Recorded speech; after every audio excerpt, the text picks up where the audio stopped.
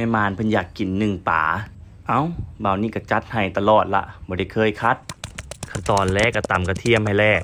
ขั้นตอนต่อไปก็เป็นการมักปลาที่เอามานึ่งนี่อย่าลืมบั้งก่อนเด้อบั้งที่เด้อเวลากินมันจังบ่มีก้าง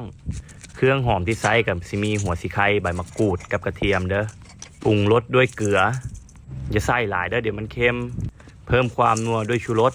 แล้วก็ขยำคลุกเคล้าให้มันเข้ากันหลังจากนั้นมักปลาทิ่มไว้ประมาณ5 นาทีขึ้นไปเด้อแห้งมักไว้นานแห้งแซ่บเด้อระหว่างนี้ก็สิไม่เฮ็ดแจ่วหนึ่งปลาเด้อบาดนี้เริ่มจากเอากระเทียมกับหอมแดงไปคั่วให้มันหอมแล้วก็นำมาตำให้ละเอียดปรุงรสชาติด้วยพริกป่นตามด้วยเกลือตามด้วยชูรสและก็น้ำตาลหลังจากนั้นก็โขลกให้มันเข้ากันพอแหลกได้ที่แล้วก็สิ่งที่ขาดบ่ได้เลยเด้อนั่นก็คือมะกอก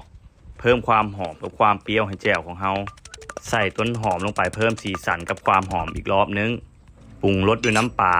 ที่ขาดบ่ได้อีกอย่างก็คือปลาแดกเด้อไปเพิ่มความนัวให้แจ่วเฮา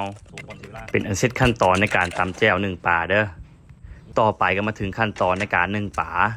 ซึ่งที่ไซส์ก็ต้องมี2 ชั้นกันน้ำมันบูนขึ้นใส่ปลาเด้อเดี๋ยวปลาสิจืดหลังจากนั้นก็ตั้งแก๊สด้วยไฟกลางประมาณ15 นาทีเอาพักลงไปใส่ในซึ่งในชั้นที่เฮาวางเอาไว้ปิดฝาซึ่งไว้เป็นเวลา5-10 นาที